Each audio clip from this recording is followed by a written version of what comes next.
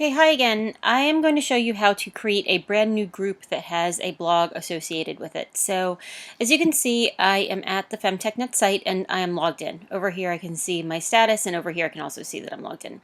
So I'm going to go over to directories and I'm going to choose groups. And from here I'm going to create a group. So if I click on create group, what I'm going to do right now is set up a kind of playbox group, or a sandbox group, so that anybody who wants access to this, who is part of FemTechNet, I'll give that to you so you can come and play around with some of the blog features in a kind of test environment. So I'm going to call this group Sandbox, and then I'm going to say a testing environment, and then I'm going to create group and continue. And then I'm going to say that this is a private group. And I'm going to say that group members can invite anybody to be part of it. And I'm also going to set the default email for this, since it's just a kind of testing group, to no email. But the blog administrator, or the group administrator, can change that anytime. So next step. Group blog. So this is a new step. If you've created a group before on the FemTechNet Commons, you did not have this step since we didn't have the groups enabled, but now we do. So I'm going to say enable group blog.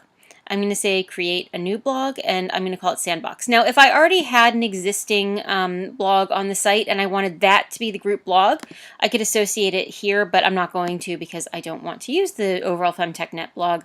But if you have a site and you'd like it to be used for a group, you can kind of go through and join them, and you can also later uncouple them. So if you have something you start as a group blog and then you want to kind of take it out of the group interface, you can also do that at a later time.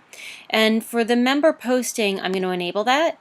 And I'm going to stick with the default roles here, and then what I would do is I would change the capabilities of anybody if they, for instance, showed an interest in becoming an administrator for the site or something like that. So then I'm just going to say next step.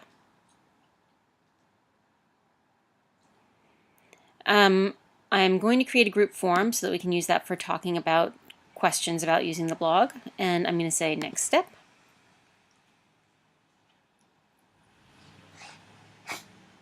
I'm not going to enable BuddyPress docs because I just want this to be something that's focused on using the different capabilities of the blog, but you could do that for your group.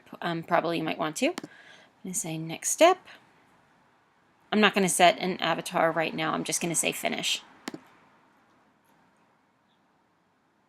So now we have this sandbox group, and you're going to see that there's a blog option over in the side now. And the other thing that is going to happen for any group that has a blog of which you are a member and you have posting rights, over here under My Sites, now see I have this one for Sandbox. Before, I also, in the last video, created the NYC Workshop group blog, and I have an option for that right here too. So I'm going to stop this screencast right now, and then I'm going to get into working with the dashboard in the next one. But those are the steps for creating a new group with an associated group blog on the FemTechNet Commons.